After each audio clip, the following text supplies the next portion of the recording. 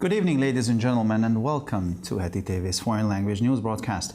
My name is Peter Gardosh, and first for the news in English. The new right-wing religious government led by Benjamin Netanyahu has been inaugurated in Israel. The Knesset held an extraordinary session to mark the inauguration of the new government.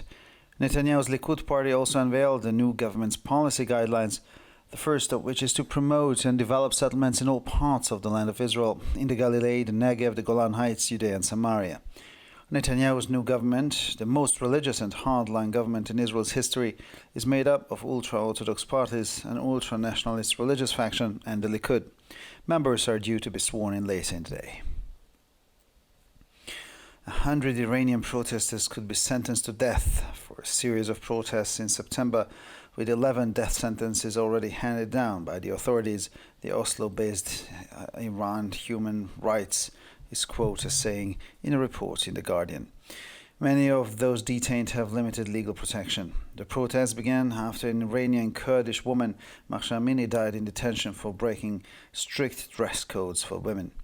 Earlier this month, 2 men were executed in connection with the protests, indicating a crackdown by the authorities.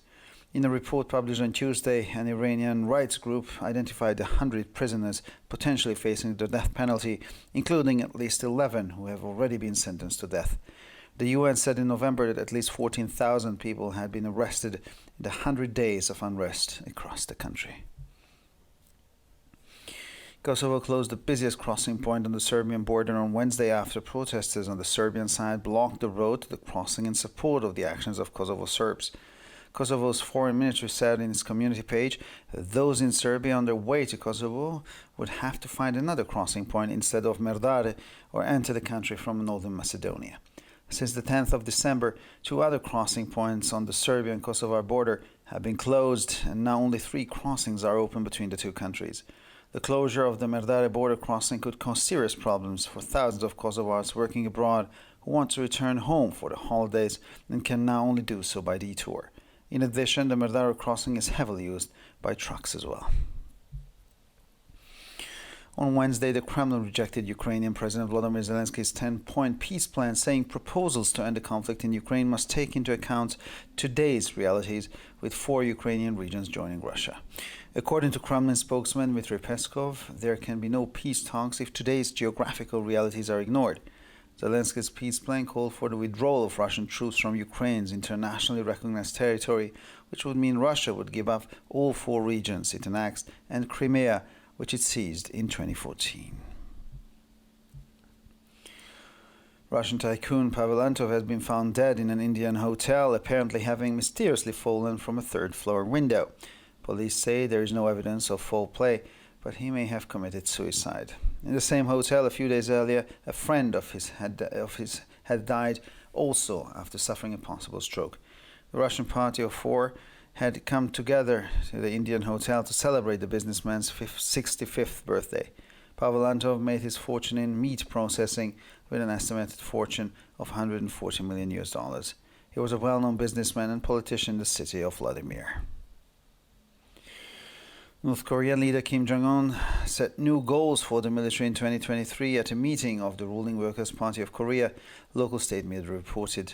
KCNA reported that on the second day of the 6th expanded plenary session of the Central Committee, Kim received a challenging new situation on the Korean Peninsula and the world.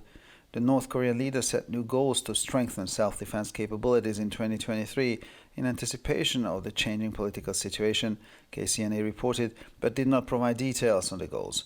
Kim Jong-un's statement, however, may indicate that the isolated country is further accelerating its military development. North Korea has conducted an unprecedented number of missile tests this year.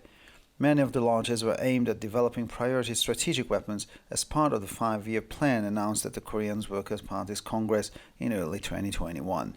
These included tactical nuclear weapons, a new intercontinental ballistic missile, hypersonic weapons, nuclear-powered submarines, and reconnaissance satellites. Tension in the region have been high all year amid continued weapon tests by North Korea. The U.S. Supreme Court has temporarily upheld the only law allowing to the return of illegal immigrants, which was previously struck down by a lower court. Under the Supreme Court's ruling, the so-called 42 provision remained in place pending further judicial review. Prior to this, a group of Republican-led states had written to the court asking for the provision to be upheld, while the Biden administration said it was ready to end the legislation with border precautions in place to avoid chaos. Proviso 42 was introduced in March 2020 at the start of the coronavirus pandemic during the Trump administration. And finally, for the weather, basically grey, cloudy and mostly humid weather looks most likely over the weekend. Sunday will be the first day of the year with sunny skies and variable cloud covers. The temperatures will average around 3 to 7 degrees Celsius in the morning and 7 to 13 degrees Celsius in the afternoon hours. For further information, please visit our websites at www.hettytv.com or breuerpress.com. So much for the news in English, and now we continue with the news in German.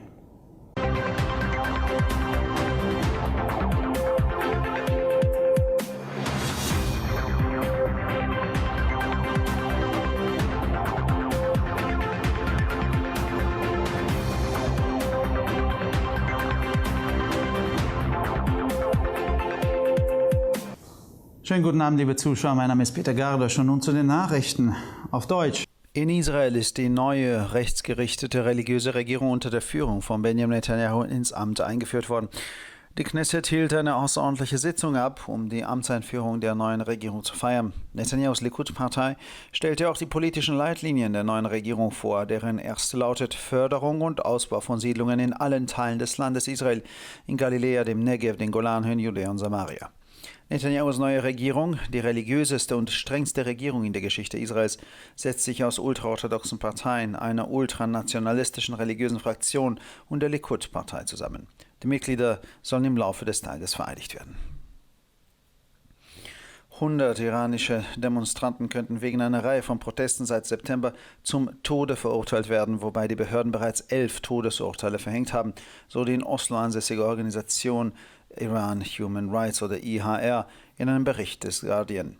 Viele der Inhaftierten haben nur begrenzten Rechtsschutz. Die Proteste begannen, nachdem eine iranische Kurdin, Mahsa Amini, in der Haft gestorben war, weil sie gegen die strenge Kleiderordnung für Frauen verstoßen hatte. Anfang des Monats wurden 2 Männer im Zusammenhang mit den Protesten hingerichtet, was auf ein hartes Durchgreifen der Behörden hindeutet.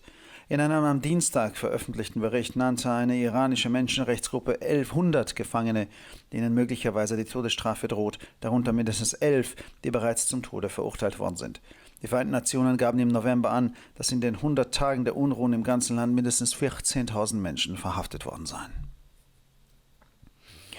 Das Kosovo schloss am Mittwoch den verkehrsreichsten Grenzübergang an der serbischen Grenze, nachdem Demonstranten auf serbischer Seite die Straße zum Grenzübergang blockiert hatten, um die Aktionen der Kosovo-Serben zu unterstützen. Das kosovarische Außenministerium teilte auf seiner Community-Seite mit, dass diejenigen, die in Serbien auf dem Weg in den Kosovo sind, einen anderen Grenzübergang anstelle von Merdare finden oder über Nordmazedonien einreisen müssen. Seit dem 10. Dezember sind 2 weitere Grenzübergänge an der serbisch-kosovarischen Grenze geschlossen, sodass nur noch 3 Grenzübergänge zwischen den beiden Ländern geöffnet sind. Die Schließung des Grenzübergangs Merdare könnte für Tausende von im Ausland arbeitenden Kosovaren, die über die Feiertage in ihre Heimat zurückkehren wollen und dies nur noch auf Umwegen tun können, zu ernsthaften Problemen führen. Darüber hinaus wird der Grenzübergang Merdare stark von Lastkraftwagen genutzt. Am Mittwoch lehnte der Kreml den 10-Punkte-Friedensplan des ukrainischen Präsidenten Volodymyr Zelensky ab und erklärte, Vorschläge zur Beendigung des Konfliktes in der Ukraine müsste den heutigen Realitäten Rechnung tragen, da sich 4 ukrainische Regionen Russland angeschlossen hätten.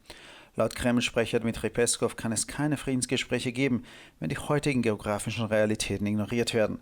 Zelenskys Friedensplan sah den Rückzug der russischen Truppen aus dem international anerkannten Territorium der Ukraine vor, was bedeuten würde, dass Russland alle 4 von ihm annektierten Regionen sowie die 2014 eroberte Krim aufgeben würde. Der russische Tycoon Pavel Antor wurde tot in einem indischen Hotel aufgefunden, nachdem er offenbar auf mysteriöse Weise aus einem Fenster im 3. Stock gestürzt war. Nach Angaben der Polizei gibt es keine Hinweise auf ein Verbrechen, aber möglicherweise hat er Selbstmord begangen. Im selben Hotel war einige Tage zuvor ein Freund von ihm gestorben, nachdem er möglicherweise einen Schlaganfall erlitten hatte. Die 4-köpfige russische Gruppe war in dem indischen Hotel zusammengekommen, um den 65. Geburtstag zu feiern. Pavel Antov hatte sein Vermögen in der Fleischverarbeitung gemacht und verfügte über ein geschätztes Vermögen von 140 Millionen US-Dollar. Er war ein bekannter Geschäftsmann und Politiker in der Stadt Wladimir. Der nordkoreanische Staatschef Kim Jong-un hat auf einem Treffen der regierenden Arbeiterpartei Koreas neue Ziele für das Militär im Jahr 2023 festgelegt, wie lokale staatliche Medien berichteten. KCNA berichtete, dass Kim am zweiten Tag der 6. erweiterten Plenartagung des Zentralkomitees die herausfordernde neue Situation auf der koreanischen Halbinsel und in der Welt besprach. Der nordkoreanische Staatschef habe neue Ziele zur Stärkung der Selbstverteidigungskapazitäten im Jahr 2023 in Erwartung der sich veränderten politischen Situation festgelegt, berichtete KCNA, nannte aber keine Einzelheiten zu den Zielen. Die Erklärung von Kim Jong-un könnte jedoch darauf hindeuten, dass das isolierte Land seine militärische Entwicklung weiter beschleunigt. Nordkorea hat in diesem Jahr eine noch nie dagewesene Anzahl von Raketentests durchgeführt. Viele der Starts dienten der Entwicklung vorrangiger strategischer Waffen im Rahmen des 5-Jahresplanes, der auf dem Kongress der koreanischen Arbeiterpartei Anfang 2021 angekündigt wurde. Dazu gehören taktische Atomwaffen, eine neue ballistische Interkontinentalrakete, Hyperschallwaffen, U-Boote mit Atomantrieb und ein Aufklärungssatellit. Die Spannungen in der Region waren das ganze Jahr über hoch, da Nordkorea immer wieder Waffentests durchgeführt hat. Der oberste Gerichtshof der USA hat das einzige Gesetz, das die Rückführung illegaler Einwanderer erlaubt, vorläufig bestätigt, nachdem es zuvor von einer unteren Instanz verworfen worden war. Nach der Entscheidung des obersten Gerichtshofes bleibt die sogenannte 42er-Regelung bis zu einer weiteren gerichtlichen Überprüfung in Kraft. Zuvor hat eine Gruppe republikanisch geführter Bundesstaaten in einem Schreiben an das Gericht die Aufrechterhaltung der Vorschrift gefordert, während die Regierung Biden erklärte, sie sei bereit, das Gesetz zu beenden und Vorkehrungen an den Grenzen zu treffen, um ein Chaos zu vermeiden. Die Vorschrift 42 wurde im März 2020 zu Beginn der Coronavirus-Epidemie während der Trump-Regierung eingeführt. Und schließlich zum Wetter. Grundsätzlich ist am Wochenende mit grauem, bewölktem und meist feuchtem Wetter zu rechnen. Der Sonntag wird der erste Tag des Jahres mit sonnigem Himmel und wechselnder Bewölkung sein. Die Temperaturen liegen im Durchschnitt bei 3 bis 7 Grad am Morgen und zwischen 7 und 13 Grad am Nachmittag. Für weitere Nachrichten besichtigen Sie bitte unsere Webseiten www.ttv.com sowie www.breuerpresse.com. Ich bedanke mich für die Aufmerksamkeit und nun zu den Nachrichten auf Französisch.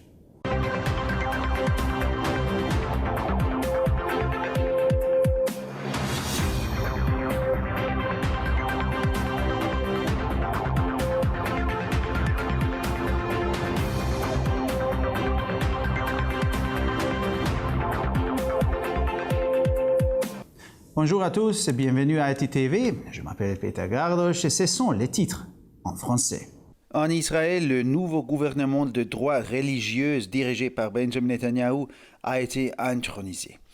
La Knesset a tenu une session extraordinaire pour officialiser la mise en place du nouveau gouvernement. Le parti Likoud de M. Netanyahu a présenté les orientations politiques du nouveau gouvernement, dont la première consiste à faire progresser et développer les colonies sur l'ensemble du territoire d'Israël, en Galilée, dans le Negev, sur les plateaux de Golan, en Judée et en Samarie. Le nouveau gouvernement de M. Netanyahou, le gouvernement le plus religieux et le plus à droite de l'histoire d'Israël, est composé des partis ultra-orthodoxes, d'une fraction religieuse ultranationaliste et du parti Likoud. Les membres du gouvernement ont prêté serment plus tard au cours de la journée. Selon l'association Iron Human Rights, basée à Oslo, citée dans un article du Guardian, une centaine de manifestants iraniens pourraient être condamnés à mort pour avoir participé à plusieurs manifestations depuis septembre, alors que 11 condamnations à mort ont déjà été prononcées par les autorités. De nombreuses personnes détenues ne bénéficiaient que d'une protection juridique limitée. Les manifestations ont débuté après la mort d'une femme kurde iranienne, Mahsa Amini, décédée en détention après avoir enfreint des codes vestimentaires stricts imposés aux femmes. Au début du mois, 2 hommes ont été exécutés pour avoir manifesté, ce qui signifie que les autorités intensifient la répression. Dans un rapport publié mardi, un groupe iranien de défense des droits a recensé 100 prisonniers susceptibles d'être condamnés à mort, dont au moins 11 qui ont déjà reçu la sentence. Les Nations Unies ont déclaré en novembre qu'au moins 14 000 personnes avaient été arrêtées au cours de 100 jours de manifestations qui se sont déroulées à travers les pays. Mercredi, le Kosovo a fermé le point de passage le plus fréquenté de sa frontière avec la Serbie après que des manifestants ont bloqué la route du côté serbe en soutien aux actions des Serbes du Kosovo.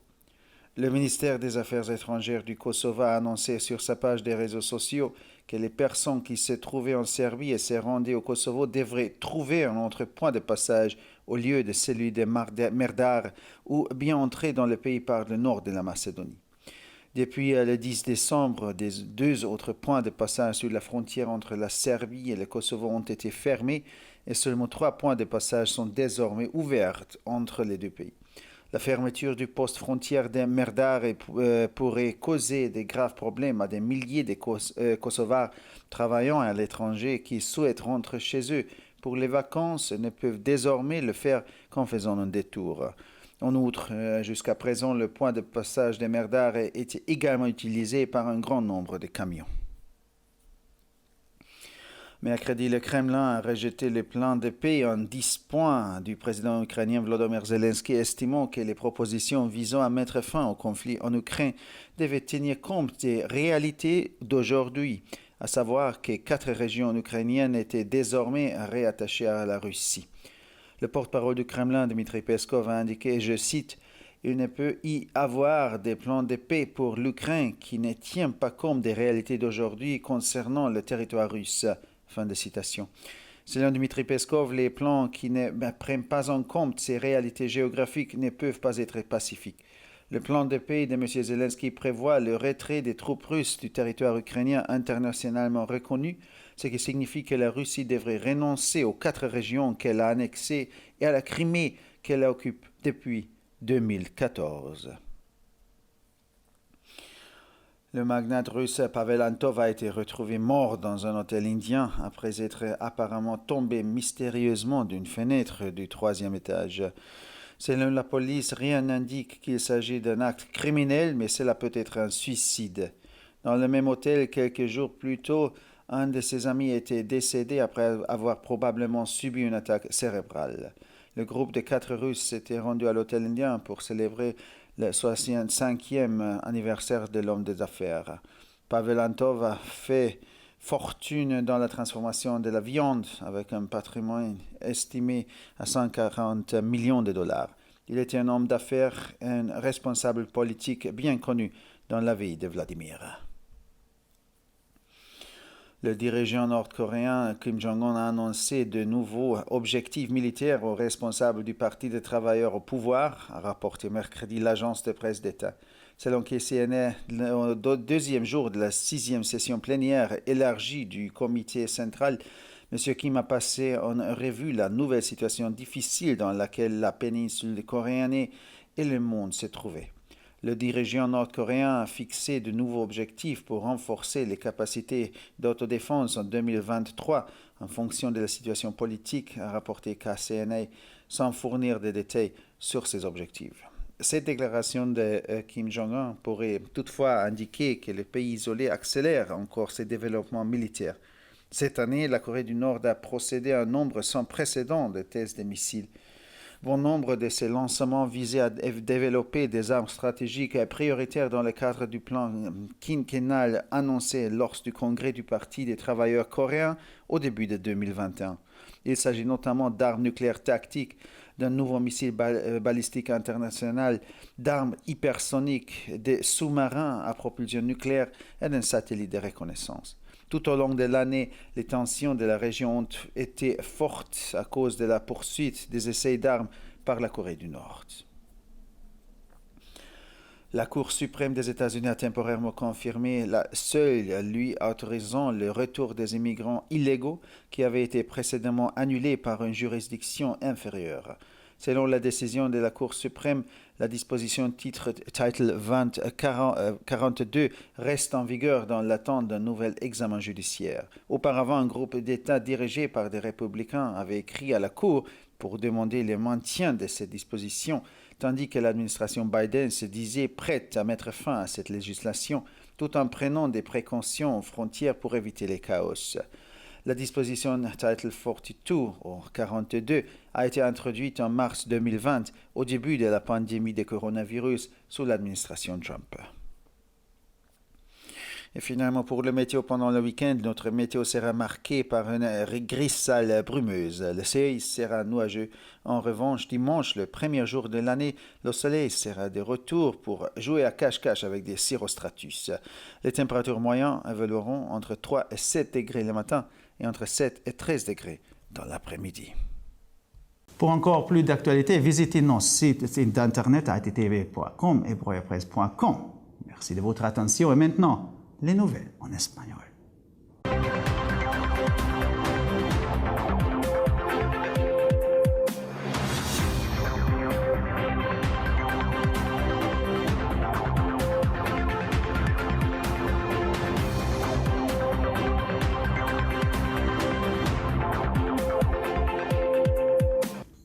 Buenas noches, damas y caballeros, y bienvenidos al programa de noticias en idiomas extranjeros de ETV. Mi nombre es Peter Gardos y estas son las noticias en español.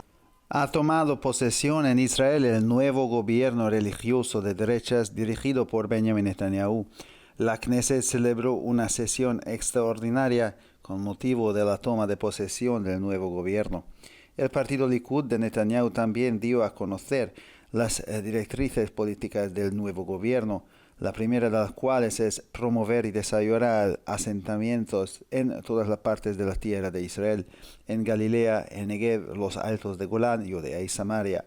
El nuevo gobierno de Netanyahu, el más religioso y duro de la historia de Israel, está formado por partidos ultraortodoxos, una fracción religiosa ultranacionalista y el partido Likud. Está previsto que los miembros presten juramento a lo largo del día. Un centenar de manifestantes iraníes podrían ser condenados a muerte por una serie de protestas desde septiembre y las autoridades ya han dictado 11 sentencias de muerte, según afirma la organización Iran Human Rights, con sede en Oslo, en un informe publicado en The Guardian. Muchos de los detenidos tienen una protección jurídica limitada. Las protestas comenzaron después de que una mujer kurda iraní, Mahsa Amini, muriera detenida por infringir los estrictos códigos de vestimenta femeninos. A principios de mes, 2 hombres fueron ejecutados en relación con las protestas, lo que indica una represión por parte de las autoridades.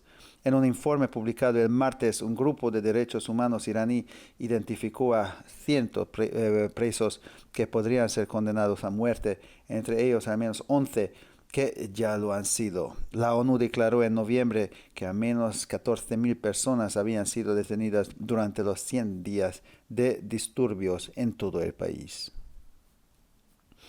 Kosovo cerró el miércoles el paso fronterizo de mayor tráfico de su frontera con Serbia después de que manifestantes del lado serbio bloquearan la carretera que conduce al cruce en apoyo de las acciones de los serbo-kosovares.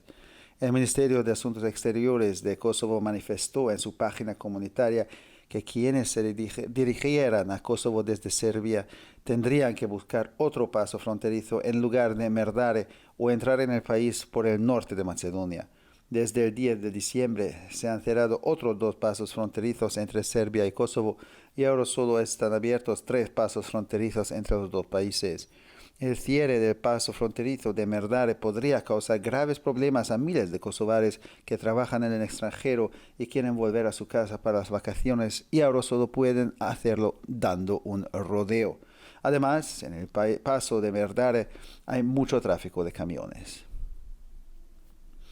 El miércoles el Kremlin rechazó el plan de paz de 10 puntos del presidente ucraniano Volodymyr Zelensky, afirmando que las propuestas para poner fin al conflicto en Ucrania deben tener en cuenta las realidades actuales con la adhesión de 4 regiones ucranianas a Rusia. Según el portavoz del Kremlin, Dmitry Peskov, no puede haber conversaciones de paz si se ignoran las realidades geográficas actuales. El plan de paz de Zelensky exigía la retirada de las tropas rusas del territorio ucraniano reconocido internacionalmente, lo que significa que Rusia renunciaría a las 4 regiones que se anexionó a la Crimea y de la que se adoptó en 2014. El magnate ruso Pavel Antov ha sido hallado muerto en un hotel de la India, al parecer tras caer misteriosamente por la ventana de un tercer piso. Según la policía, no hay indicios de delito, pero podría haberse suicidado. En el mismo hotel, unos días antes, un amigo suyo había muerto tras sufrir un posible derrame cerebral. Los 4 rusos habían acudido al hotel indio para celebrar el 65 cumpleaños del empresario. Pavel Antov hizo fortuna en el sector cárnico con una fortuna estimada en $140 millones. Era un conocido hombre de negocios y político de la ciudad de Vladimir. El líder norcoreano Kim Jong-un fijó nuevos objetivos para el ejército en 2023. En una reunión del gobernante Partido de Trabajo de Corea, informaron los medios estatales locales. KCNA informó que en el segundo día de la 6ª sesión plenaria ampliada del Comité Central, Kim pasó revista a nueva y desafiante situación en la península coreana y en el mundo. El líder norcoreano estableció nuevos objetivos para fortalecer las capacidades de autodefensa en 2023 en previsión de la cambiante situación política, informó KCNA, pero no dio detalles sobre estos objetivos. Sin embargo, la declaración de Kim Jong-un puede hacer referencia a que el aislado país está acelerando aún más su desarrollo militar. Corea del Norte ha realizado un número sin precedentes de pruebas de misiles este año. Muchos de los lanzamientos tenían como objetivo desarrollar armas estratégicas prioritarias como parte del plan quinquenal anunciado en el Congreso del Partido de Trabajo de Corea a principios de 2021. Entre ellas, armas nucleares tácticas, un nuevo misil balístico intercontinental, armas hipersónicas, submarinos de propulsión nuclear y un satélite de reconocimiento. Las tensiones en la región han sido elevadas durante todo el año debido a los continuos ensayos armamentísticos de Corea del Norte. El Tribunal Supremo de Estados Unidos ha mantenido vigente temporalmente la única ley que permite la devolución de inmigrantes ilegales que anteriormente había sido anulada por un tribunal inferior. En virtud de la sentencia del Tribunal Supremo, la denominada Disposición 42 sigue en vigor a la espera de una nueva revisión judicial. Anteriormente, un grupo de Estados miembros liderados por los republicanos había solicitado por carta al tribunal que se mantuviera la disposición, mientras que la administración de Biden dijo que estaba listo para poner fin a la norma legal e introducir precauciones fronterizas para evitar el caos.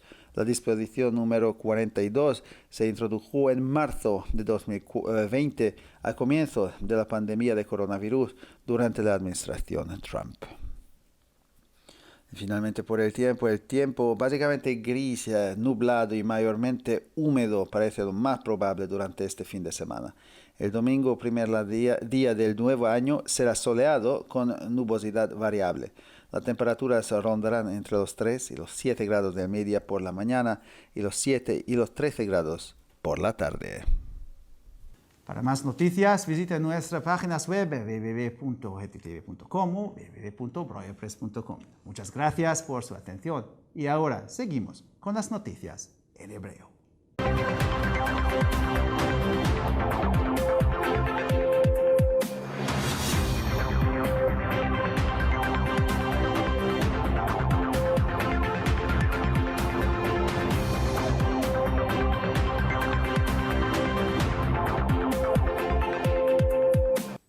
שלום וערב טוב, כאן ציפי בוכמן וילדבאום עם החדשות בעברית.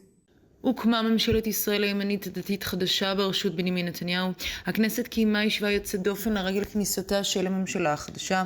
מפלגת הליכוד של נתניהו גם פרסמה את הנחיות המדיניות של הממשלה החדשה, שהראשונה בהן היא קידום ופיתוח יישובים בכל חלקי ארץ ישראל, הגליל, הנגב, רמת הגולן, יהודה ושומרון. ממשלתו החדשה של נתניהו מייצגת את הקו הדתי והקשוח ביותר בתולדות ישראל, שמורכבת ממפלגות חרדיות, סיעה דתית אולטרה לאומנית ומפלגת הליכוד. 100 מפגינים איראנים עלולים לקבל עונש מוות עקב סדרת ההפגנות שמתמשכת מאז ספטמבר, והרשויות כבר גזרו 11 גזרי דין מוות. כך ציטט הגארדיאן את דוח ארגון זכויות האדם האיראני IHR שבסיסו באוסלו. רבים מהעצורים יכולים לצפות להגנה משפטית מוגבלת בלבד. ההפגנות החלו לאחר שאישה קורדית איראנית מחסה אמיני מתה במעצר בגין הפרת חוקי לבוש מחמירים לנשים. בתחילת החודש כבר הוצאו להורג 2 גברים בקשר להפגנות, מה שמעיד על תקיפות הרשויות. בדוח שפורסם ביום שלישי, ארגון זכויות האדם האיראני זיהה 100 אסירים שעלולים לעמוד בפני עונש מוות, כולל לפחות 11 שכבר נידונו למוות. לפי האו"ם, לפחות 14,000 בני אדם נעצרו במהלך 100 ימי המהומות ברחבי איראן בחודש נובמבר. ביום רביעי סגרה קוסובו את נקודת המעבר העמוסה ביותר בגבול עם סרביה, לאחר שמפגינים בצד הסרבי כאות תמיכה בפעולות הסרבים בקוסובו חסמו את הכביש המוביל לשם. משרד החוץ של קוסובו הודיע ברשתות החברתיות כי מי שנמצא בסרביה בדרכו לקוסובו צריך לחפש מעבר אחר במקום מעבר הגבול במרדרה, או שיכנס למדינה מכיוון צפון מקדוניה.